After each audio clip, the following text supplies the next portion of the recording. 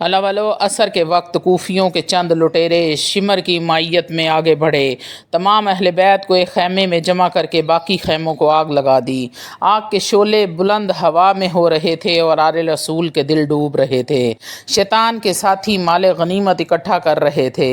وہ اس ارادے سے آئے تھے کہ شبیر کے گھر سے بہت سارا مال ملے گا، مگر وہاں تو صرف اللہ کا نام تھا۔ فاطمہ کے لال کے گھر سے کیا ملتا، مال و متاع ملنا تھا۔ مایوس ہوئے تو کپڑے اکٹھے کرنے شروع کر دیے۔ سیدہ سکینہ کے کانوں کی بالیاں کھینچنے لگے۔ بچی نے احتجاج کیا تو اسے تھپڑ مار دیا۔ اس سے بڑھ کر ظلم و ستم کی داستان اور کیا ہوگی۔ کتنے بے حیا تھے وہ ہاتھ جو حسین کی بچی پر اٹھے، کتنے بے غیرت تھے وہ ہاتھ جو علی کی پوتی پر اٹھے۔ اب ایک بیمار کی باری تھی۔ بے ہوش زین العابدین کو شمر نے پورے زور سے گھسیٹا تو بیمار حضرت زین العابدین نے آنکھیں کھول دی۔ سر پہ ظالموں کو دیکھا تو سمجھ گئے کہ ان کے خیموں کا محافظ بھی شہید ہو چکا ہے۔ شمر نے اپنے ساتھیوں سے کہا کہ اس کا بھی سر قلم کر دو۔ جناب زین العابدین سنبھل کر اٹھنے لگے تو علی کی بیٹی کو جلال آ گیا۔ سیدہ زینب نے جلال میں آ کر فرمایا، بے غیرتو شرم کرو، اب بیمار کو بھی قتل کر دو گے؟ آؤ پہلے ہمیں قتل کرو پھر اسے قتل کرنا۔ بات یہاں تک پہنچی تھی کہ عمر بن سعد بھی آ گیا۔ اس نے سپاہیوں کو حکم دیا، اب لوٹ کھسوٹ ختم کر کے یہاں سے چلے چلو اور بیمار کو قتل نہ کرو۔ اب خاندان اہل بیت کے تمام افراد ایک ہی خیمے میں بیٹھے ہوئے اپنی حالت زار کو رو رہے تھے۔ اتنے میں شام کا وقت ہو گیا اور پھر نماز مغرب کی ادائیگی میں مصروف ہو گئے۔ اللہ والو، یزیدی اپنے مرداروں کو دفن کرنے کے بعد اپنے پڑاؤ میں شام کے وقت فتح منا رہے تھے اور خاندان رسول کی شہزادیاں ایک بیمار کے سرہانے بیٹھی اپنی حالت پر رو رہی تھی۔ سپاہیوں کو چوتھی رات ہو گئی تھی پیاسوں کو، اب تو بھوک پیاس کا احساس ہی ختم ہو چکا تھا۔ صبح عاشورہ کے وقت ان پاک دامنوں کے سارے اتنے لوگ تسلیاں دینے والے تھے، اب تو ایک بھی نہیں تھا۔ کون سہارا دیتا؟ کربلا کے وحشت ناک ماحول میں کون تسلی دیتا؟ اپنا وطن ہوتا، اپنا شہر ہوتا، اپنا گھر ہوتا تو کوئی ڈھارس بھی بندھی تھی، مگر یہاں تو نہ وطن اپنا تھا، نہ شہر اپنا تھا، نہ گھر اپنا تھا۔ ہاشمی شہزادے سوئے پڑے تھے، جناب عبد المطلب کے چھوٹے بڑے سب سوئے پڑے تھے، سب اللہ کو پیارے ہو چکے تھے۔ ابو طالب کی ساری اولاد کٹ چکی تھی، رات آدھی سے زیادہ ڈھل چکی تھی۔ سیدہ زینب نے دیکھا کہ ذرا دور ہٹ کے دو سائے نظر آتے ہیں۔ آپ نے وہیں سے آواز دی کہ یہ پردہ نشین اپنے بھائی کی لاش پر پہرا دے رہی ہے۔ آواز آئی، بیٹی ہم غیر نہیں ہیں، ہم بھی تیرا پہرا ہی دیکھنے آئے ہیں۔ سیدہ زینب نے آواز کو پہچان لیا کہ یہ تو میرے بابا حضرت علی المرتضیٰ کی آواز ہے۔ تسلی کے لیے دوبارہ آواز دی کہ آپ کون ہیں، پہلے بتا لو پھر آگے بڑھنا۔ آواز آئی، بیٹی ہم آگے نہیں آئیں گے، میری غمزدہ بیٹی صبر کرو، میں تیرا باپ علی ہوں اور یہ تمہاری ماں فاطمہ بنت رسول ہے، ہم تیرا پہرا دیکھنے کے لیے آئے ہیں۔ سیدہ زینب نے بے قرار ہو کر آواز دی، امی جان۔ آواز آئی، جی بیٹی۔ ماں قربان، کیا بات ہے؟ امی جان آپ رک کیوں گئے؟ آ کر میرے نازوں کے پالے لاشے کو تو دیکھ لو، مجھے دلاسا تو دے دو۔ آواز آئی، بیٹی میں آگے نہیں آ سکتی۔ سیدہ زینب نے آواز دی، ابا جان۔ آواز آئی، جی بیٹی میں موجود ہوں۔ عرض کی، ابا جان آپ صبح کیوں نہیں آئے؟ جب آپ کا گھر لٹ رہا تھا اس وقت آپ کہاں تھے؟ آپ اس وقت کیوں نہیں آئے جب اصغر نے تیر کھا کر دم توڑا تھا، جب علی اکبر کی لاش کو اٹھاتے وقت میرے بھائی کی کمر دوہری ہو رہی تھی، جب قاسم کی جوانی لوٹی گئی، جب عباس کے بازو قلم کیے گئے، جب اون و محمد کو قصابوں نے ذبح کیا، جب پسران عقیل و جعفر شہید ہوئے، بابا آپ کو اس وقت آنا تھا جب آپ کے حسین کا تیروں اور تلواروں سے سینہ چھلنی ہوا تھا۔ آپ اس وقت کیوں نہ آئے جب میرے بھائی کے گلے میں تیر پھنسا ہوا تھا؟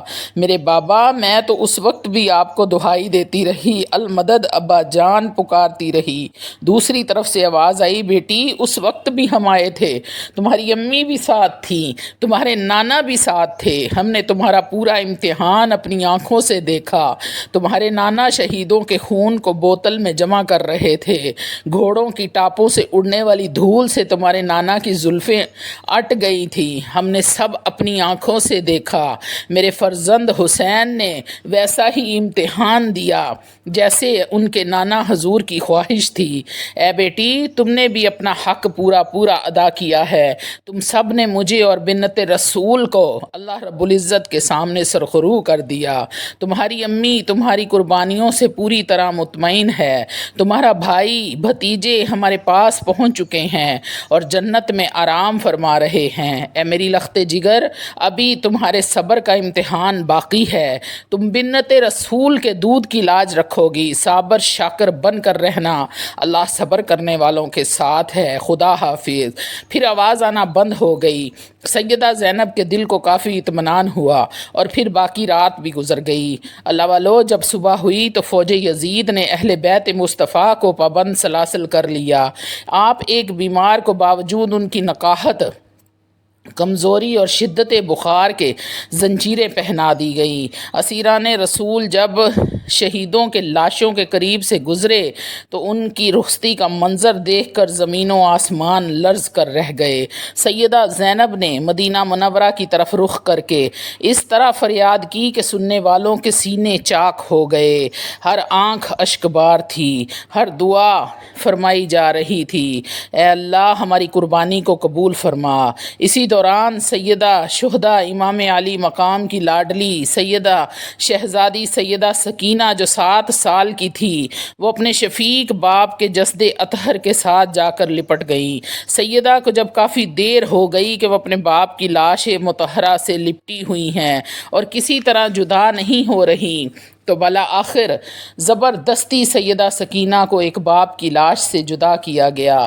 اللہ والو جب یہ خاندان نبوت کا مختصر سا قافلہ محرم کی 12 تاریخ کو کوفے کے قریب پہنچا تو عبید اللہ ابن زیاد نے شہدائے کربلا کے سر مبارک اور سرکار سید شہداء کے سر مبارک کو نیزوں اور تلواروں پر سوار کر کے دار امارت کوفہ سے ایک لشکر کے ساتھ عمر بن سعد کے پاس بھیج دیا، اور ابن سعد نے لشکر کو ہدایت دی کہ یہ سرائے مبارکہ آگے آگے ہوں اور ان کے پیچھے اسیران اہل بیت ہوں، اور اس حالت میں میرے دارالامارت کوفہ میں لایا جائے تاکہ لوگ اس منظر کو دیکھیں۔ چنانچہ ایسے ہی کیا گیا۔ خولی بن یزید ملعون امام علی مقام سر اقدس نیزے پر چڑھا کر قافلے کے آگے آگے جا رہا تھا۔ راستے میں ایک شخص ملا جو سورۃ الکہف کی تلاوت کر رہا تھا۔ جب راستے اس نے یہ آیت پڑھی، ام حسبت ان اصحاب الکہف والرقیم کانوا من آیاتنا عجبا، کیا تمہیں معلوم ہوا پہاڑ کے غار اور جنگل کے کنارے والے ہماری نشانیوں میں ایک عجیب نشانی تھے؟ سیدنا امام حسین رضی اللہ تعالی عنہ کے سر اقدس سے آواز آئی، اے قرآن پڑھنے والے، مجھے قتل کرنا اور نیزے پر چڑھا کر لیے پھرنا اصحاب کہف کے قصے سے بھی زیادہ عجیب ہے۔ منزل با منزل اسیران اہل بیت کا قافلہ کوفے کی طرف بڑھ رہا تھا۔ آگے چل کر خولی بن یزید نے ساتھیوں کو قافلے کے ساتھ چھوڑ کر اپنی سواری کو تیز کر لیا۔ وہ جلد از جلد سر اقدس کو ابن زیاد کے دربار میں پیش کر کے انعام حاصل کرنا چاہتا تھا۔ اللہ والو جب لوگوں نے امام علی مقام کے سر مبارک اور اسیران کربلا کو دیکھا تو وہ دھاڑیں مار مار کر رونے لگے۔ پورے شہر میں کوہرام مچ گیا۔ ایک وہ وقت تھا جب خاندان نبوت کی یہی اولاد کوفہ کوفہ میں شہزادگان کی حیثیت سے تھے اور آج اسیر ہو کر کوفہ میں داخل ہو رہے تھے۔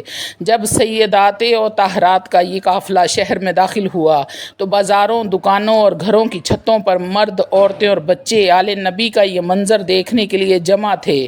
شہدائے کربلا کے سرائے مقدس اور اہل بیت کی یہ بے کسی دیکھ کر بعض عورتوں کے دلوں میں ہمدردی پیدا ہو گئی تو انہوں نے کھجوریں دینی شروع کر دی۔ سیدہ زینب نے فرمایا، اے اہل کوفہ، صدقہ ہم پر حرام ہے، اور آپ نے وہ کھجوریں واپس کر دیں۔ اللہ والو، سید امام علی مقام حضرت حسین رضی اللہ تعالیٰ عنہ کا سر مبارک نیزے کی نوک پر رکھا ہوا سب سے آگے تھا۔ اس دلخراش منظر کو دیکھ کر بعض مرد اور عورتیں دھاڑے مار مار کر رو رہے تھے۔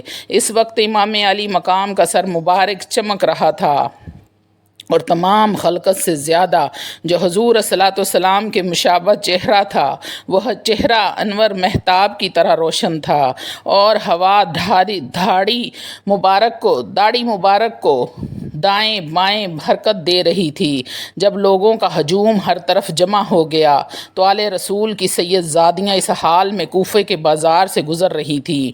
حضرت سیدہ زینب رضی اللہ تعالیٰ عنہ نے دیکھا کچھ لوگ گھور گھر کر انہیں دیکھ رہے ہیں۔ سیدہ پاک نے بلند آواز سے فرمایا، تم نہیں جانتے یہ خاندان نبوت کی مستورات آ رہی ہیں، اپنی نگاہیں فوراً نیچی کر لو۔ سیدہ کی آواز سے ایسے لوگوں کی نگاہیں نیچی ہوئیں، اور جب شور و غل دیکھا تو سیدہ زینب نے کوفے کے بڑے بازار میں فرمایا، خاموش ہو جاؤ۔ اس طرح فرمانا تھا کہ ہر طرف شور و غل ساکت ہو گیا۔ سیدہ زینب نے پھر اونٹنی پر سوار کوفے کے بازاروں میں مردوں اور عورتوں سے خطاب فرمایا۔ شیر خدا کی اس شہزادی کا خطبہ شروع کرنا تھا کہ مولا کائنات باب مدینۃ العلم کا لب و لہجہ تازہ ہو گیا۔ سیدہ کا آج کا لب و لہجہ واضح کر رہا تھا کہ مولا علی بول رہے ہیں۔ اللہ والو، حضرت سیدہ زینب یہ خطبہ مختلف انداز میں بیان کیا گیا۔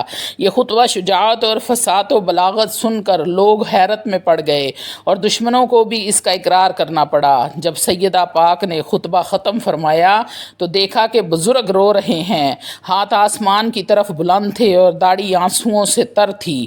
وہ کہہ رہے تھے کہ میرے ماں باپ آپ پر قربان، آپ کے بزرگ سب بزرگوں سے بہتر، آپ کے جوان سب جوانوں سے بہتر، آپ کی عورتیں سب عورتوں سے افضل، آپ کی نسل سب نسلوں سے افضل اور اعلیٰ ہے، اور آپ کا فضل عظیم ہے۔ بشیر بن خدین اسدی کا بیان ہے کہ سیدہ کی تقریر سن کر پورے مجمع پر سکوت چھایا ہوا تھا۔ سانس لینے کی آواز بھی سنائی نہیں دے رہی تھی، اور خطبے سے ایسا معلوم ہوتا تھا کہ جیسے حضرت سیدنا علی المرتضیٰ شیر خدا رضی اللہ تعالیٰ عنہ تقریر فرما رہے ہیں۔ ناظرین، خولی بن یزید کے پاس امام علی مقام حضرت امام حسین کا سر مبارک موجود تھا۔ وہ جب کوفہ میں داخل ہوا تو اس وقت رات ہو گئی، اس لیے وہ بجائے ابن زیاد کو ملنے اپنے گھر آ گیا۔ سر مبارک اس نے اب نیزے سے اتار لیا تھا اور کپڑے میں باندھ کر رکھا تھا۔ اپنے گھر میں گیا تو بیوی نے پوچھا، کیا لائے ہو؟ بدبخت کہنے لگا، میں نے بہت بڑا کام کیا ہے، میں حسین ابن علی کا سر کاٹ کر لایا ہوں، جس کا حکومت کی طرف سے اس قدر انعام ملے گا کہ تم خوش ہو جاؤ گی۔ خولی بن یزید کی بیوی کا نام انوار تھا۔ وہ رونے لگ گئی اور کہنے لگی کہ خدا تمہیں برباد کرے، خدا تمہیں آگ میں جلائے، تم جنت کے جوانوں کا سر کاٹا ہے، تم نے فاطمہ کے لال کا سر کاٹا ہے، تم ہمیشہ آگ میں جلتے رہو گے، تیرا گھر برباد ہو جائے گا، تو ہمیشہ آگ میں ہی جلتا رہے گا۔ خولی کا خیال تھا کہ انعام کا سن کر بیوی بہت خوش ہوگی، مگر خون حسین کا انتقام شروع ہو چکا تھا۔ جس گھر کو آباد کرنے کے لیے خولی بدبخت نے وحشت پر بیت کی انتہا کر دی اہل بیت پر، وہ گھر برباد ہو رہا تھا۔ نیک بخت بیوی سر اقدس کو پاکیزہ کپڑے میں لپیٹا، خوشبو لگائی اور سر اقدس کے سامنے بیٹھ کر رونے لگ گئی۔ رات کا کافی عرصہ روتی رہی اور جب نیند کا غلبہ طاری ہوا پھر ایک دم آنکھ کھلی تو گھر میں نور کی بارش ہو رہی تھی۔ اس نور کی چادر میں لپٹی 4 عورتیں کھڑی تھیں جیسے جنت کی حوریں اتر آئی ہوں۔ وہ سر اقدس کو باری باری ہاتھوں میں لے کر کبھی چومتی تھی اور کبھی سینے سے لگاتی تھی۔ خولی کی بیوی نے بے تاب ہو کر پوچھا، حضرات آپ کون ہیں؟ ان میں سے ایک بیوی نے جواب دیا، بیٹی تم نے ہمارے بیٹے کے سر اقدس سے پیار کیا، اس لیے میں تمہیں بتا دیتی ہوں کہ میں کون ہوں۔ میں فاطمۃ الزہرا بنت رسول حسین کی ماں ہوں، اور یہ میری ماں سیدہ خدیجۃ الکبریٰ ہیں، اور یہ حضرت مریم علیہ السلام ہیں، اور حضرت عیسیٰ علیہ السلام کی ماں ہیں، اور یہ جناب سیدہ آسیہ ہیں۔ اس نیک بخت نے چاہا کہ آگے بڑھ کر ان کے قدموں کا بوسہ لے لے۔ ارواح منورہ سر اقدس کو بوسہ دینے کے بعد جا چکی تھی۔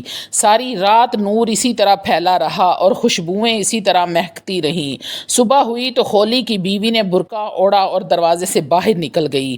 خولی پیچھے دوڑا اور منت سماجت کی کہ یوں جیتے جی بچوں کو یتیم نہ کرو، مگر وہ واپس نہ آئی اور یہ کہتی ہوئی دور چلی گئی کہ میرے بچے امام حسین کے بچوں سے اچھے تو نہیں۔ خولی بن یزید کی بیوی جا چکی تھی، اس کا گھر برباد ہو چکا تھا۔ اللہ والو پھر اس نے امام علی مقام کا سر اقدس تشت میں رکھا اور دربار ابن یزید میں پیش کر دیا۔ ابن زیاد کے ہاتھوں میں چھڑی تھی، اس نے وہ چھڑی امام علی مقام کے دانتوں پر مار کے کہا، میں نے تو اس سے زیادہ خوبصورت چہرہ آج تک نہیں دیکھا اور نہ ہی اس سے زیادہ اچھے کسی کے دانت دیکھے ہیں۔ صحابہ رسول زید بن ارقم رضی اللہ تعالیٰ عنہ وہاں موجود تھے۔ انہوں نے کہا، ابن زیاد ان دانتوں کو چھڑی نہ لگاؤ، میں نے حضور کریم صلی اللہ علیہ وسلم کو سینکڑوں بار ان ہونٹوں کو چومتے دیکھا ہے، میں نے سرکار دو عالم کو بوسہ دیتے دیکھا ہے۔ حضور صلیٰ والسلام کو بھی یہ فرماتے سنا ہے کہ جنت میں وہی جا سکے گا جو میرے حسین سے محبت کرے گا۔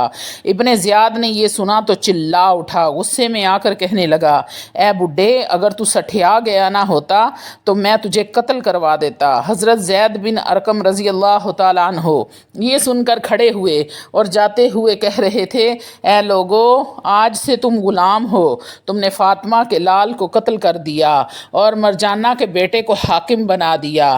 وہ نیکیوں کو قتل کرتا ہے اور تم نے خود ذلت پسند کی ہے، خدا انہیں برباد کرے گا جو ذلت کی زندگی بسر کرتے ہیں۔ اللہ والو اس کے بعد اس ویران کربلا کو ابن زیاد کے سامنے پیش کیا گیا تو ظالم نے امام زین العابدین کو دیکھ کر کہا، اس کو کیوں چھوڑ دیا ہے، اسے بھی قتل کر دو۔ سیدہ زینب کے قتل سجاد کا سنا تو جلال آ گیا۔ آپ فرمانے لگی، اے ظالم، حجرہ رسول کا آخری چراغ بھی گل کر دینا چاہتا ہے، کیا تم نسل مصطفیٰ کو دنیا سے مٹا دینے پر تل چکے ہو؟ آؤ دل کی یہ حسرت بھی نکالو، لاؤ تلواریں، سب سے پہلے ہم سب کو قتل کر دو، پھر اسے بھی قتل کر لینا۔ کچھ لوگوں نے مشورہ دیا کہ اس بچے کو قتل نہ کرو تو اچھا ہے۔ ابن زیاد نے پوچھا، یہ عورت کون ہے؟ لوگوں نے بتایا کہ یہ زینب بنت بطول ہے، علی کی بیٹی اور حسین کی بہن ہے۔ ابن زیاد نے کہا کہ اسی لیے اتنی سخت اور تیز ہے۔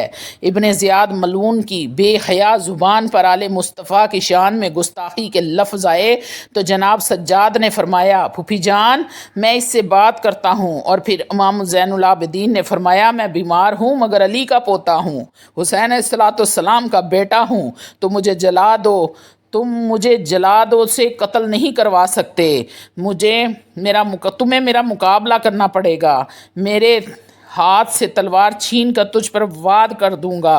ابن زیاد یہ باتیں سن کر گھبرا گیا۔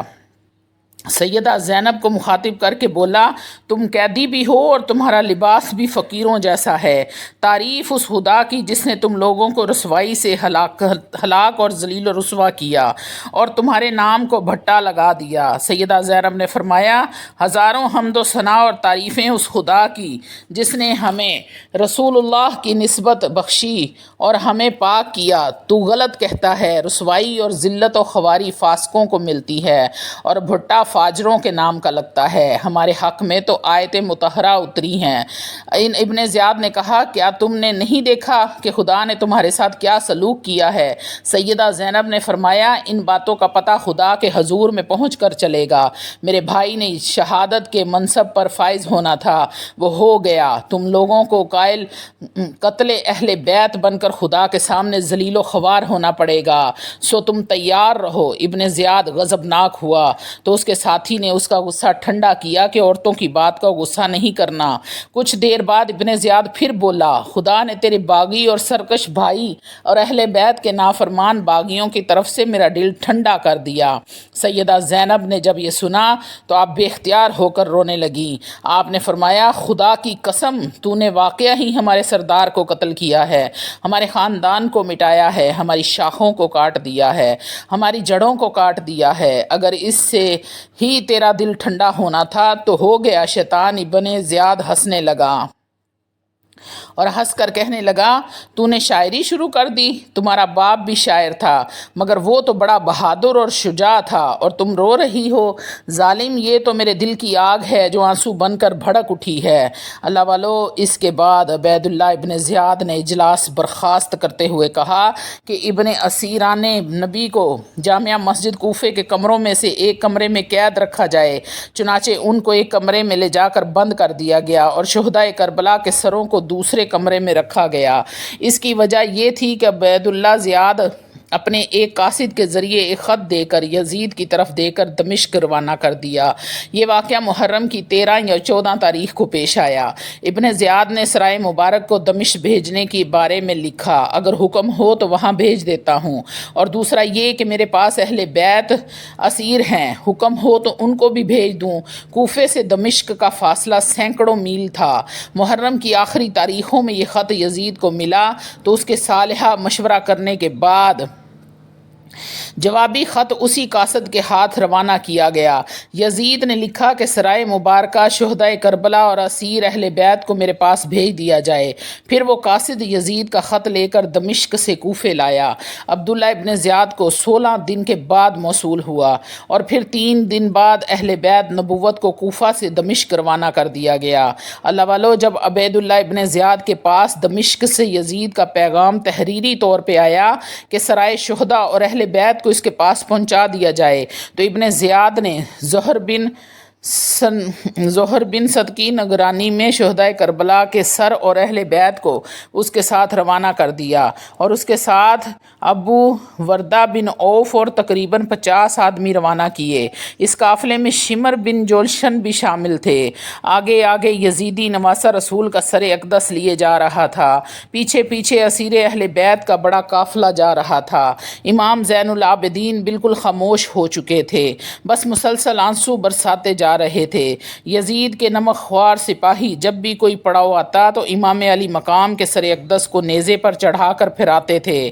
ایک پڑاؤ پر ایک عیسائی راہب نے پوچھا یہ کس کا سر ہے؟ یزیدیوں نے جواب دیا یہ نواسہ رسول حسین ابن علی کا سر ہے۔ راہب نے کہا کیا تم بہت برے لوگ ہو؟ تم لوگ اس سر کو مجھے ایک رات کے لیے دے دو، میں اس کے عوض تمہیں 10,000 اشرفیاں دوں گا۔ یزیدی لالچی تو تھے ہی، لالچ میں آ گئے اور سر اقدس کو راہب کے حوالے کر دیا۔ عیسائی راہب نے سر اقدس لے کر پاک صاف رومال میں لپیٹا، زلفیں سمیٹیں اور خوشبو لگائی اور گود میں لے کر ساری رات روتا رہا۔ صبح ہوئی تو دل کی دنیا بدل چکی تھی، محبت اہل بیت اپنا رنگ دکھا چکی تھی۔ اس نے امام زین العابدین کے ہاتھ پر اسلام قبول کیا اور یزیدیوں کو 10,000 اشرفیاں گن کر دے دی۔ باقی مال گھر گرجا میں رہنے دیا اور گرجا گھر کو چھوڑ کر تمام عمر خدمت اہل بیت میں گزار دی۔ دوسرے پڑاؤ پر یزیدی ان اشرفیوں کو تقسیم کرنے لگے تو وہ مٹی کی ٹھیکریاں بن چکی تھیں اور ہر ٹھیکری کی ایک سمت میں لکھا تھا ہرگز اللہ کو ظالموں کے کاموں سے غافل نہ سمجھنا جنہوں نے ظلم کیا ہے، اب وہ جانے جاتے ہیں کہ کس پلٹنے پر پلٹا کھاتے ہیں۔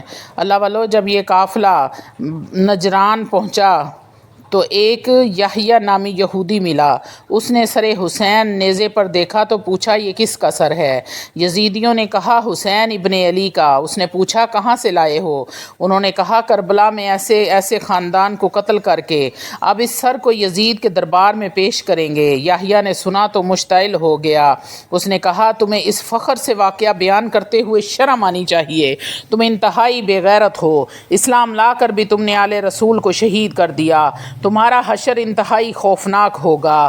یہ سن کر یزیدی بھڑک اٹھے، ایک نے تلوار نکالی اسے قتل کر دے، پھر اس نے بھی تلوار نکالی، یزیدی فوج کا وہ سپاہی قتل ہو گیا، پھر سب نے حملہ کر دیا، یہودی نے 4 اور یزیدیوں کو قتل کیا اور پھر خود بھی قتل ہو گیا۔ اللہ والو پھر اس کے بعد موسیٰ شہر آیا تو چند یزیدی سپاہی حاکم شہر کے پاس گئے اور کہنے لگے کہ ہم امیر کوفہ کے بھیجے ہوئے ہیں، امیر شام کے پاس جا رہے ہیں، کربلا میں یہ عظیم مارکہ سر کر کے آئے ہیں، ہمیں رات یہیں گزارنی ہے، اپنے لیے خورد و نوش اور رہائش کا انتظام کریں، باقی لوگ پیچھے آ رہے ہیں۔ حاکم شہر نے جب یہ سنا تو لرز کر رہ گیا اور پھر اس نے شہر کے سرکردہ لوگوں سے مشورہ کیا تو انہوں نے کہا کہ ہم ان لٹیروں کو شہر میں نہیں آنے دیں گے۔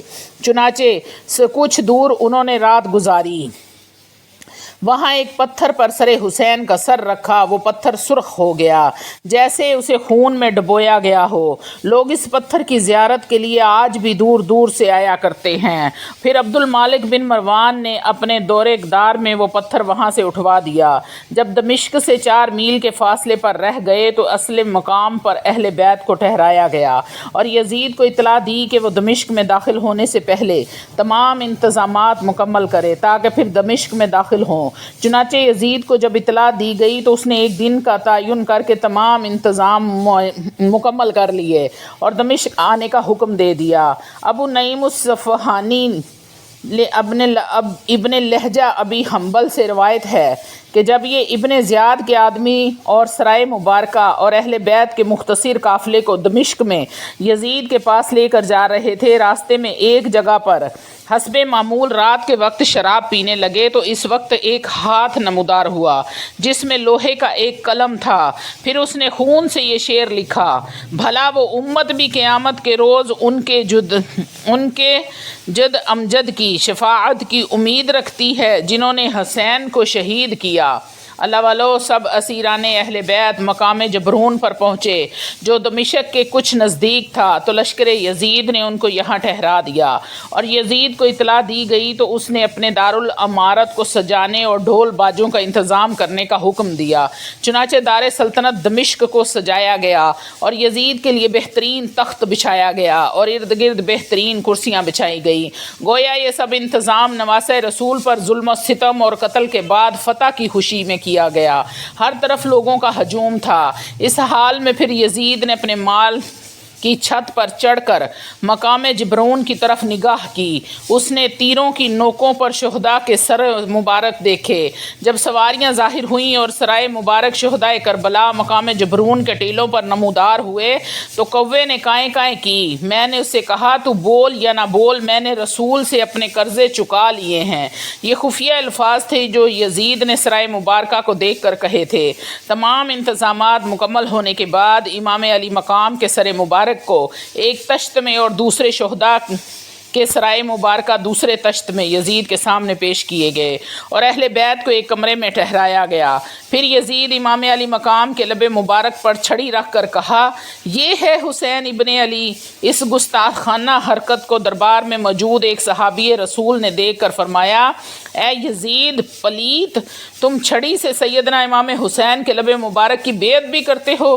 میں گواہی دیتا ہوں کہ میں نے رسول صلی اللہ علیہ وآلہ وسلم کو ان کے اور ان کے بھائی امام حسن کے لب اقدس کو بوسہ دیتے ہوئے دیکھا ہے اور یہ فرماتے ہوئے سنا ہے کہ جنت کے جوانوں کے سردار ہیں، خدا تمہارے قاتل کو قتل کرے اور لعنت کرے اور جہنم کے ذلیل عذاب میں ڈالے۔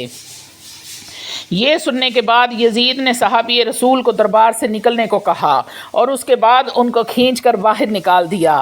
یزید کے دربار میں یہودیوں کا ایک عالم بھی بیٹھا تھا۔ جب اسے پتہ چلا کہ نواسِ رسول کا سر ہے تو اس نے کہا، تم کیسے مسلمان ہو؟ میں حضرت داؤد علیہ السلام کی 17ویں پشت میں سے ہوں، لیکن پھر بھی میری قوم اس طرح احترام کرتی ہے جیسے میں ہی ان کا پیغمبر ہوں۔ تم نے تو اپنے رسول کے بیٹے کا سر قلم کر دیا۔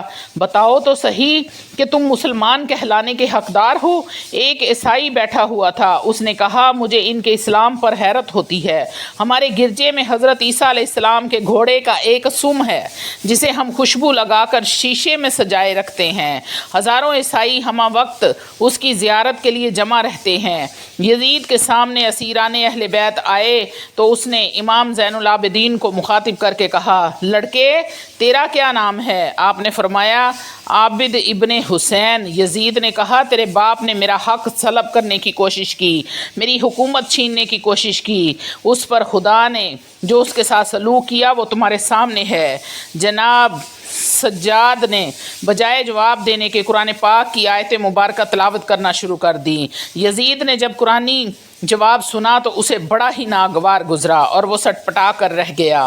امام علی مقام کا سر اس کے آگے رکھا ہوا تھا۔ سیدنا زینب اور جناب سکینہ نے گردنیں اوپر اٹھا کر سر مبارک کو دیکھا اور پھر سیدہ زینب نے فرمایا، اے حسین، اے رسول خدا کے پیارے نواسے، اے سیدہ فاطمۃ الزہرا کے لخت جگر، بات یہاں تک ہی پہنچی تھی تو یزید نے پوچھا، یہ کون ہے؟